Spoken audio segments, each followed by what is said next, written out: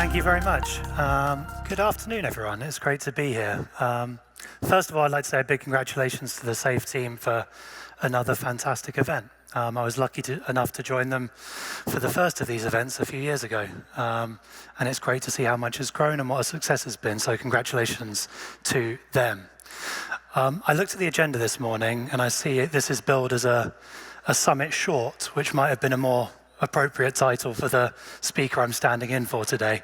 But I'll do my best to fill the big shoes of my good friend Simon Moores and talk you through what we see as a benchmark as the key role of critical minerals, increasingly in underpinning not just the automotive future of the US, but also the defense, technology, and the role of the US in the broader energy landscape.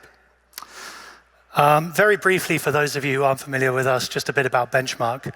Benchmark was established to provide independent, actionable, and proprietary information for new energy supply chains. Everything we do is focused around new energy supply chains, and our team spend all of their time looking into and collecting data around everything from the extraction of raw materials and refining of those materials, right through to recycling and the broader energy and grid infrastructure that we're seeing.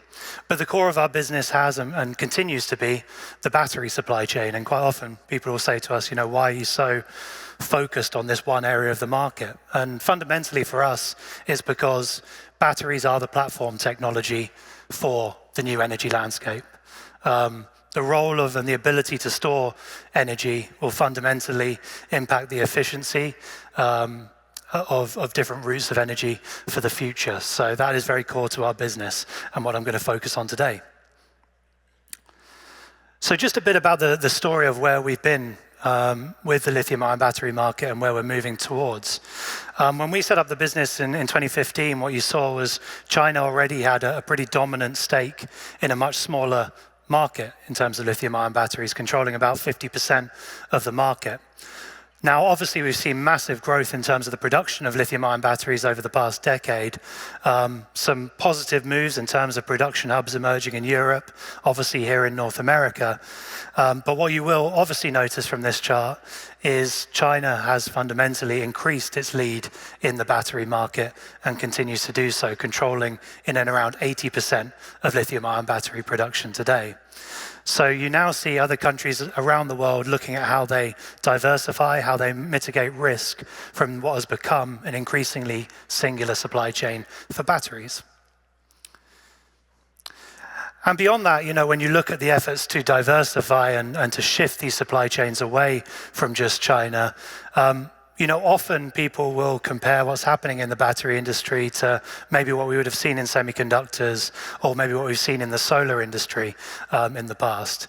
But I think there's a couple of really key differences to what we're seeing and the challenges we're facing in the battery market today. The complexity and the variance of the supply chains going into lithium batteries is far more complex than seen in any of those other industries. And that's shown, just a snapshot of that is shown in this chart here, where you see some of the key raw materials for batteries summarized and their growth trajectory that they will have to go on to meet 2040 demand. Now, when you look at this from a capital outlay point of view, many of you in the room will look at 1.6 trillion as big a number as it is and say, well, that's really not that big in terms of bigger commodities, in terms of bigger energy markets. And the truth is it's not. But the additional complexity you have across a lot of these raw materials that are going to fuel the growth of the battery industry is that fundamentally they are growing from very nascent